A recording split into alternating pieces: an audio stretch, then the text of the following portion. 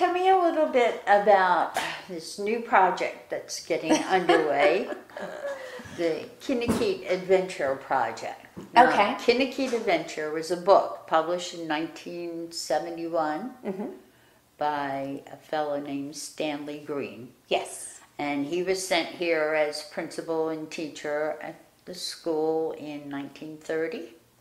Yes, 1930, exactly. In the early time of the Depression. He was a graduate of UNC, which was at Chapel Hill. I believe it wasn't UNC Chapel Hill then, it was just University of North Carolina. So he was a recent graduate of University of North Carolina, and he wanted to be a teacher. He was having a very hard time finding work, and he had borrowed, I believe, $1,200 to complete his education. So his loans were going to come due, and it was Depression time. There was no money, there was no jobs. So he was filling out application after application, and somehow he got notification that he had gained the position of principal for the Kinnakeet School. Something that he definitely did not remember applying for. So I don't want to give away too much of the book itself, but I will say that he came here and he taught high school and was principal until 1942. And Kinnakeet had a deep impact on him. And years later, he wrote this book. He always said he would write this book. And years later, he wrote and published this book, Kinnakeet Adventure, which is one of the best reads I've ever read. I just absolutely love it. I think that it's an important book for anyone who loves Hatteras. It's an important book for anyone who is an educator.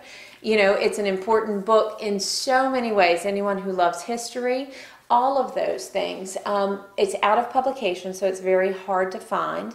We hope to be able to get it published again in the coming years. When and how, I don't know yet, but it's all part of our project. But as you read the book, which is set in Kinnakeet Village from 1930 to the book actually goes to 1943 in Avon.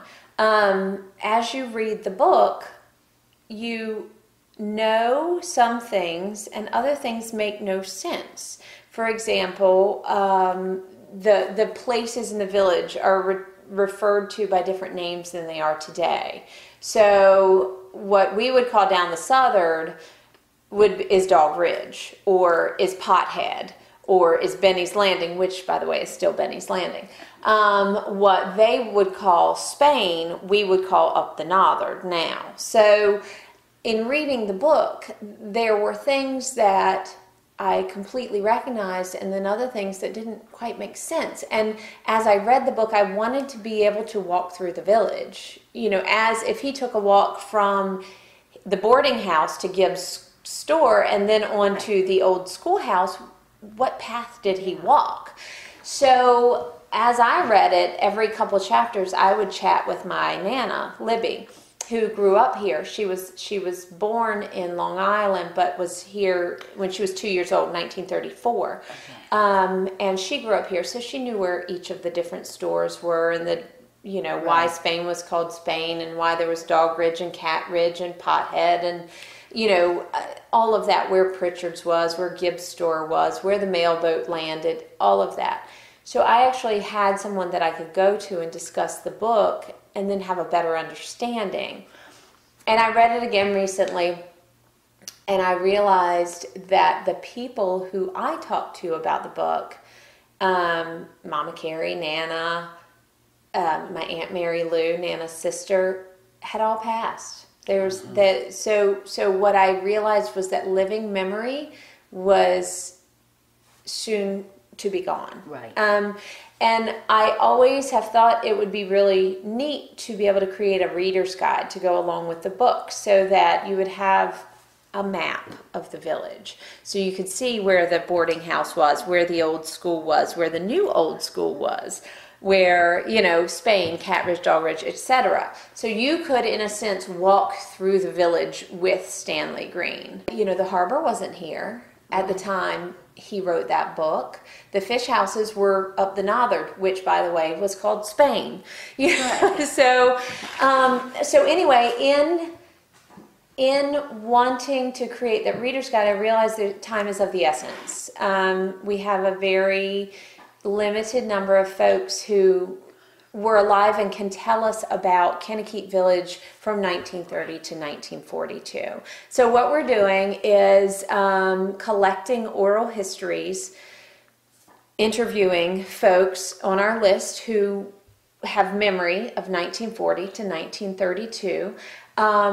We are collecting recipes for the foods he discussed in the book.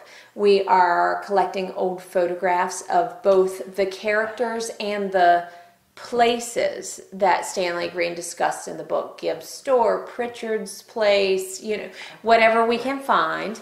Oh, and we're doing the backstory of the characters. So I have Dawn Taylor doing genealogical study on each of the characters in the book so that we have a backstory, who's who in the book, where did they live, how many kids did they have, that sort of thing. So, and she's also researching land deeds to make sure that we have locations correct on our map. So, and ultimately we would love to get the book republished, and I personally would love to have an audiobook created.